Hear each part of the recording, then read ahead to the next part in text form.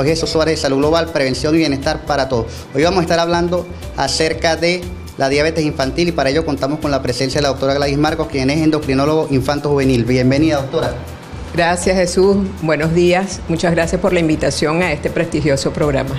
Bienvenida, doctora. Vamos a aclararle a nuestra audiencia de qué se trata la diabetes infantil.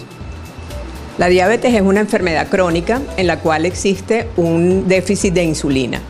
Este déficit de insulina puede ser total o relativo.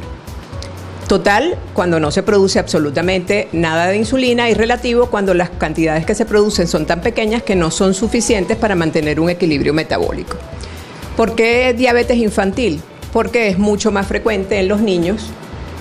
Sin embargo, se puede ver en adultos jóvenes y en adolescentes ya grandes. ¿A qué edad se pueden manifestar los primeros síntomas? ¿A qué edad podemos diagnosticar niños con diabetes?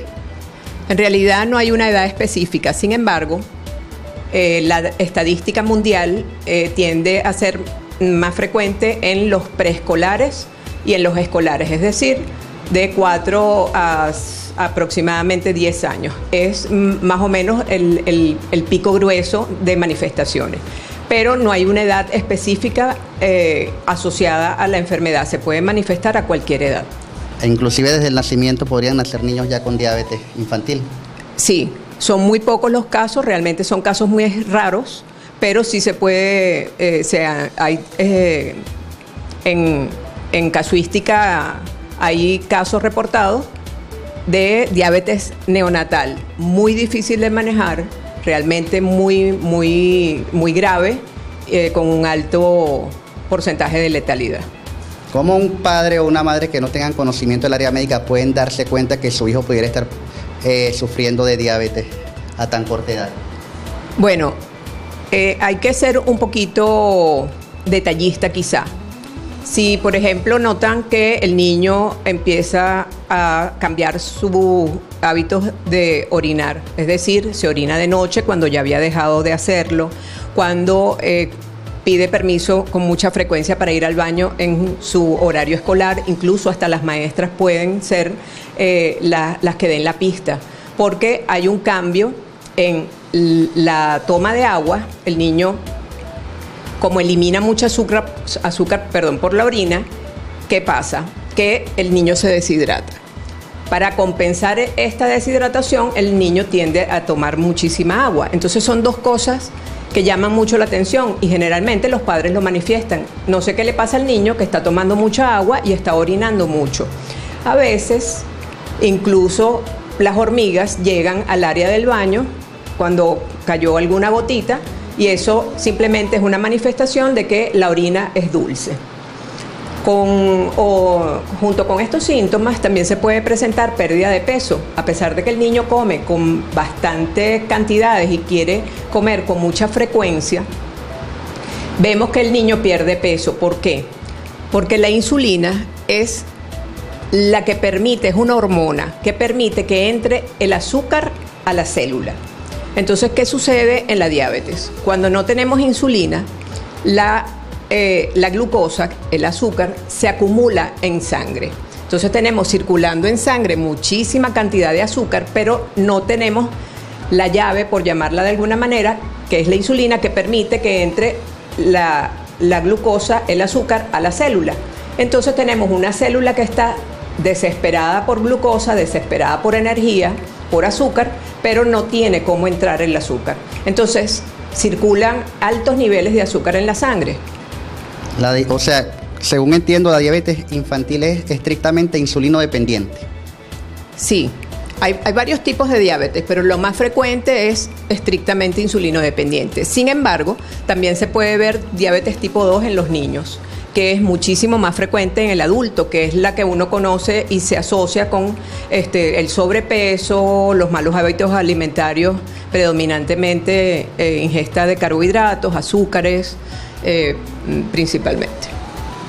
¿Y cuáles serían las causas o factores de riesgo para que una persona o para que un niño en este caso desarrolle la diabetes?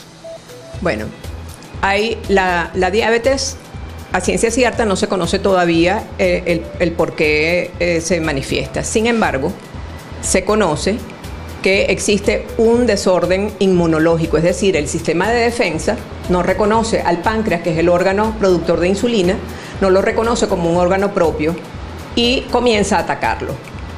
Junto con esto, debe haber una predisposición genética, es decir, que tengamos la información genética en nuestros genes de que pudiéramos ser diabéticos en un momento determinado si se unen otros factores. Y finalmente, se sabe que hay algunos virus que pueden ser el desencadenante de ese desorden inmunológico. Cuando estos factores se unen, se juntan, la predisposición genética, el desorden inmunológico y el precipitante el que destapa la reacción como un virus, entonces empiezan a manifestarse la destrucción de las células especiales del páncreas que se llaman células beta, que son únicas y exclusivamente productoras de insulina. Y luego de diagnosticar la enfermedad en niños, ¿cuál sería la conducta médica a seguir?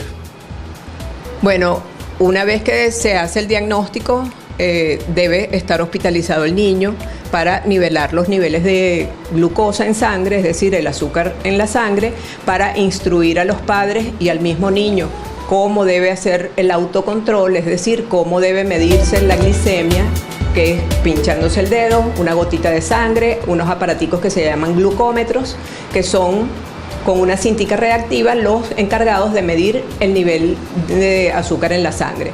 Y de acuerdo a ese nivel se establece el tratamiento con insulina, siempre con insulina, que se determina según el nivel de azúcar en la sangre que tenga el niño en el momento que se va a inyectar.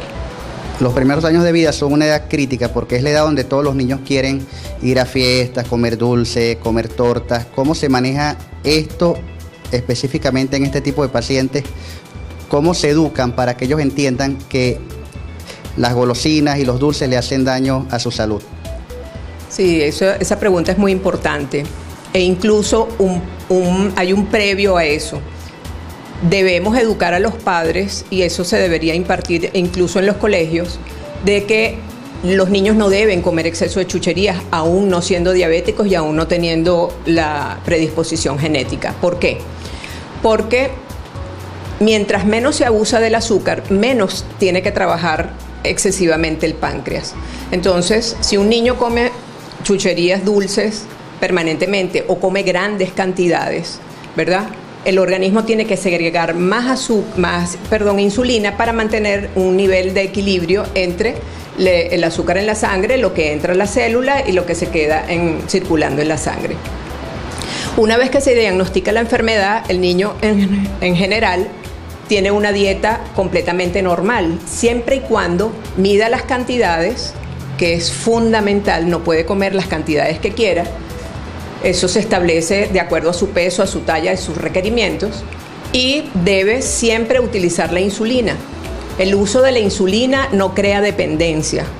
El paciente, cuando manifiesta la enfermedad, ya necesita la insulina, y afortunadamente tenemos la industria farmacéutica que produce insulina exactamente igual a la que producimos nosotros. Son insulinas ADN recombinantes, es decir, exactamente iguales a lo que producimos. Por lo tanto, pues es un gran avance en la tecnología tener estos recursos. Antiguamente, y hasta hace no tantos años, se utilizaban insulinas de origen porcino, de origen de cerdo, y por supuesto, por ser algo no humano, pues generaba anticuerpos, es decir, el organismo reconocía la célula de otro organismo, que era el cerdo, y atacaba.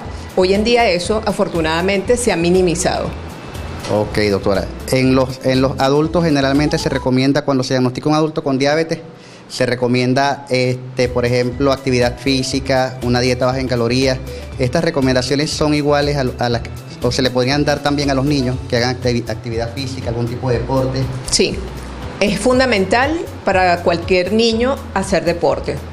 Mucho más en un diabético, cuando eso lo va a ayudar a mantener un equilibrio más controlado acerca de los niveles de azúcar en la sangre, y además de eso lo va preparando y lo va ejercitando para ser una persona más sana. ¿Por qué? Porque todo niño debe tener una alimentación sana, balanceada, que no tenga excesos de azúcares, que tenga incluidos los ejercicios como parte de su rutina mensual, y se recomienda 2 o 3 veces a la semana hacer un deporte. ¿Cuál deporte?